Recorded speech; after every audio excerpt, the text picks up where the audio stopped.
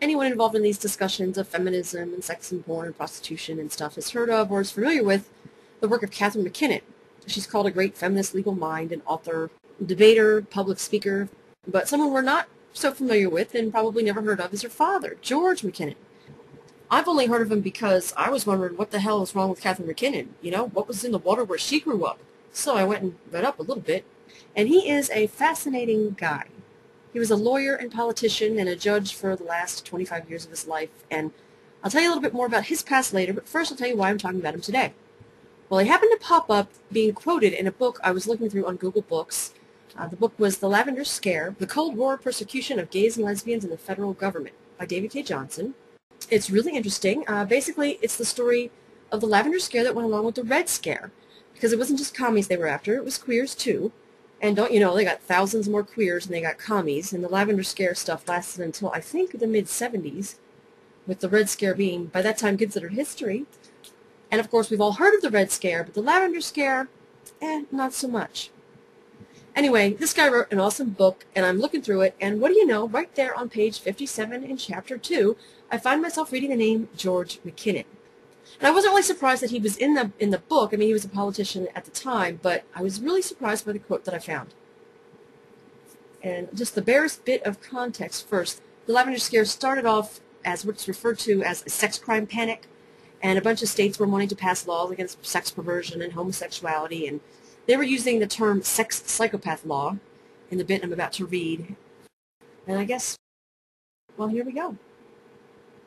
In February of '48, Congress held hearings on the need for a sexual psychopath law in Washington and looked at the experiences of other states as models.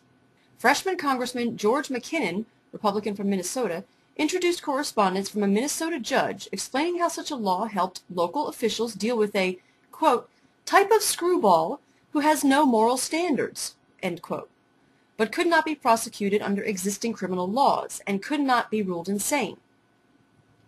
The judge offered only one concrete example. Prior to the enactment of this law, we had the case of a high school boy who said he loved men and bragged about it. We could not find him insane, he was a bright pupil, and we had to let him go. I think there should be a protection to society against people like this. So Dr. Benjamin Cartman, who was a senior psychiatrist at Washington Facility for the Mentally Ill, offered a conflicting viewpoint, which was quickly shouted down. He said that a large portion of the American population might be classified as sexual psychopaths under such a law. He recommended that Washington follow the example of Europe and decriminalize private homosexual acts. Well, Congressman MacKinnon objected. If there is anything I consider to be despicable, it is where a bracket, homosexual end bracket, is left to prey on society. Calling homosexuals a constant menace, MacKinnon drew upon his own experience in the Navy during World War II to argue that homosexual acts were often not consensual. They go around and they may not use actual force, but they intimidate by superior rank. Now, anybody who's familiar with Kitty recognizes that as her tool. That's what she based her career on. That's why she's considered a great feminist legal mind. She took that description of hierarchical sexual coercion and applied it to women in the workplace, women as a gender in the workplace, as a gender class. That ended up getting sexual harassment law in place. George MacKinnon actually talks about it in his oral history. It's actually the last question on the thing. The guy asks him about the chapter in his life with Catherine MacKinnon, which I think is an odd way to phrase the question, and MacKinnon launches right into this denial, which to me I think seemed a bit suspicious. Oh, I had nothing to do with her stuff, her shenanigans. It's all her, it's all her. He goes on to tell how he was running the circuit conference when Kitty was in law school, and he'd been hearing about all of the discrimination cases building up. He was interested in watching statutes grow, and the statute he was talking about was the Civil Rights Act of 1964. He gave his lecture about discrimination law and says he heard the comments from the Washington lawyers saying, "What the hell's the importance of this thing?" And that's just what he expected. They were mostly uninformed as to what was to come, potentially a very large swelling scope of litigation, and that's the reason I put on the program. Kitty was a junior in Yale Law School at the time. I invited her down just because I was running the conference. Of course, she heard this discussion on discrimination and apparently got interested in it. Next thing, come Christmas time, she came down from Yale, and as she came in, I had just walked out of a conference on Barnes v. Coastal, which is a sex discrimination case. I told Kitty the kind of case we were sitting on, Next thing I heard later was that she had reviewed every case in the United States on sexual discrimination.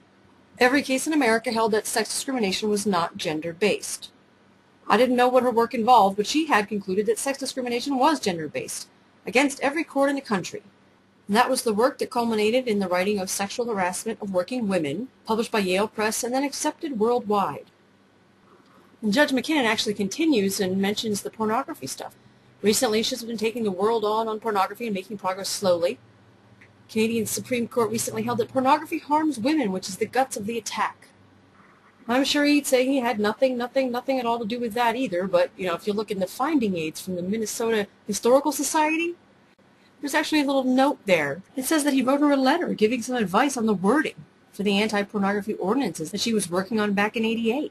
He's always been involved in the sort of stuff that Catherine McKinnon is involved in now. Back in his oral history, he was talking about white slavery. Right out of the blue, too. The guy was asking him about lawyers and what people thought of lawyers. Has it changed from back in the day? Judge McKinnon said, well, the problem is they've got too many lawyers now. There's no standards for admissions. And launches into this example about this white slave case. Actually, he mentions two white slave cases. First one, he's talking about a defense lawyer who paid an outrageous fee, and that defense lawyer told the person that he needed to pay off McKinnon for getting reduced bail. And McKinnon got wind of that, and he went and reported it to the grievance board, but nothing happened. And he talks about a lawyer named Siegel, who got dismissed of a white slave case by having the prostitute testify she went to Chicago to work for Spiegel Department Store. Spiegel's reported that the record didn't show that the victim had applied. The girl's name was Mary Kay Johnson, and her pimp was Bobby Banner. To give you an idea of what a white slave case is, she was the most popular girl in North High School and one of the most beautiful.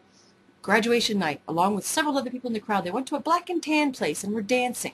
The interviewer breaks in and asks, what's black and tan? McKinnon tells them it's what they used to call a colored place. Says, while she's there dancing on the sidelines, here's this Bobby Banner, a nice, tall, slender, slick-haired, moderately colored individual trying to cut in. Mary State wouldn't let him. Left the party about 1 or 2. When she got home, she found that Banner had picked up her name from someone in her crowd. At about 2:30 a.m., she received a phone call from Banner asking to go out with her. She turned him down cold, and she turned him down for 3 solid weeks. He called her every day, not once, but many times. Finally, she agreed to a date, and in 2 weeks' time, he had her on the train for Fort Dodge, Iowa, to work as a prostitute for him in a house of prostitution. That's the way the white slave traffic worked. Boy, yeah, I bet it did. I bet it did.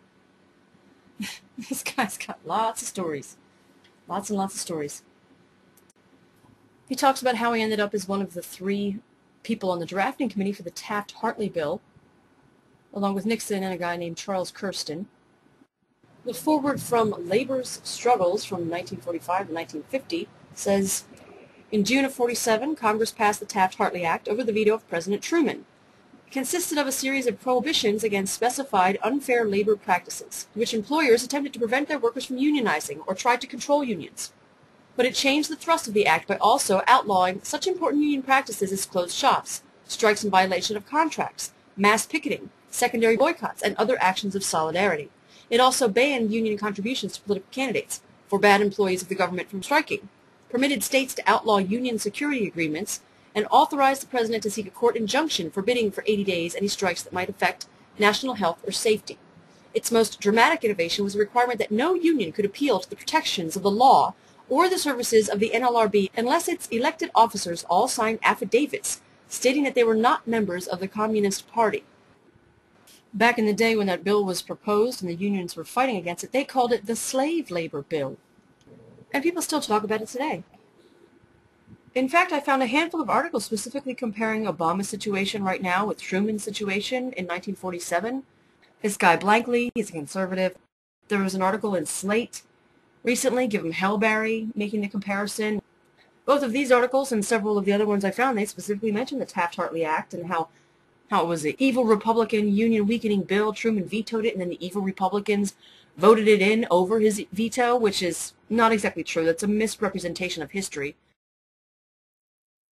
The last item from my Taft-Hartley Act Googling is a blog entry from Dissident Voice. It begins by noting that Taft-Hartley has been talked about as a necessary corrective, an antidote to runaway union excesses, but then asserts that Taft-Hartley was actually the naked attempt to neutralize America's unions, the vitality of which after World War II was staggering. So staggering, in fact, that the federal government and America's leading corporations were in a state of panic. It's no exaggeration to say that never in our history had organized labor come so close to becoming an equal partner in the national economy in years directly following the war. Unions were fearless, and in 1946, 5 million people had taken part in strikes. 5 million people had put down their tools or shut off their machines to hit the bricks, to protest the fortunes made by war profiteers, to protest the picayune wages being offered union members. And all of that was scaring the wits out of the establishment. So the establishment gave us Taft-Hartley. Among other things, it outlawed wildcat strikes, jurisdictional strikes, solidarity strikes, secondary boycotts, and secondary picketing. And, in an odd footnote, it required union leaders to take an oath that they weren't communists. It expressly excluded supervisors from union membership and collective bargaining. By excluding supervision, bosses could now reclassify workers as supervisors, thereby exempting them from union membership.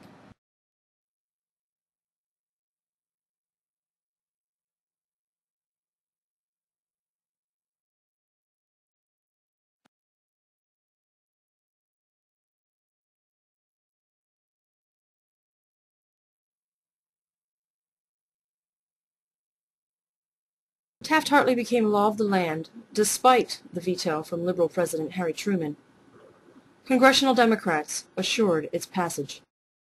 Liberals and progressives like to place the blame on anti-union Republicans, but it was the Democrats themselves who pushed it across the finish line. A majority of the Democrats in Congress voted to override Truman's veto. If regular citizens had been running the show, they never would have abandoned our manufacturing base. They never would have agreed to enrich international oligarchies at the expense of the American economy. Taking the greatest manufacturing power in the history of the world and dismantling it, relegating it to the role of industrial spectator, is something that working people would never allow to happen. Only the U.S. Congress would see the wisdom in pissing away something that took 150 years to build. Before I started making this video, I didn't know anything about the Taft-Hartley Act. I'd read through Judge McKinnon's oral history a couple of times, but there was so much other fascinating stuff in there, like he played a pivotal role in the Alger Hiss investigation, he prosecuted Jimmy Hoffa. And now, after doing all this Taft-Hartley Googling, it seems like forever since I was reading through the Lavender Scare and stumbled on the mention of him. Now, when I initially did that, I primarily planned to make a certain point, and I'll make that point now, and I'll end this video. I've got a lot of other thoughts and notions and things I want to talk about, but for now, the point I wanted to make originally, and the point I still want to make, was about one of Catherine's favorite tropes, one of her favorite tools, the grooming tool. I've heard some people talk about armchair psychoanalysis, how offensive it is, how it shouldn't be done. That's what Kitty uses when she uses the grooming tool, and that's what her father used before her. It's a powerful tool, double-edged, can be used against the alleged groomer or the groomee. It's one of the more vicious tools, actually, as it will usually anger us on behalf of the other person and not ourselves. If you tell me that I would groom my child into something she'd not choose on her own, it's not myself I fight on behalf of. It's the child you've just robbed of agency and intelligence with that insult. If you tell me that my father groomed me, and I am often told this by books, by talk shows, by videos here on YouTube. If you tell me that, it makes me angry. Or used to. But not because you're trying to hurt me or you've hurt me, but because you're using someone I care about as the tool to do it. It's the grooming tool, the same one that George McKinnon applied to military rank in order to persecute homosexuals. Catherine applied that to every woman in every family everywhere. She applied that tool to an entire gender, and she advances the theory that no matter what we choose or don't choose or believe or don't believe, we don't know what's best for ourselves, because after all, we were just groomed into what we've become. Well, maybe she's right. After all, her father groomed her into a chainsaw-wielding authoritarian nightmare. And she seems fairly successful in grooming generations of people calling themselves empathetic and progressive into being nightmares too.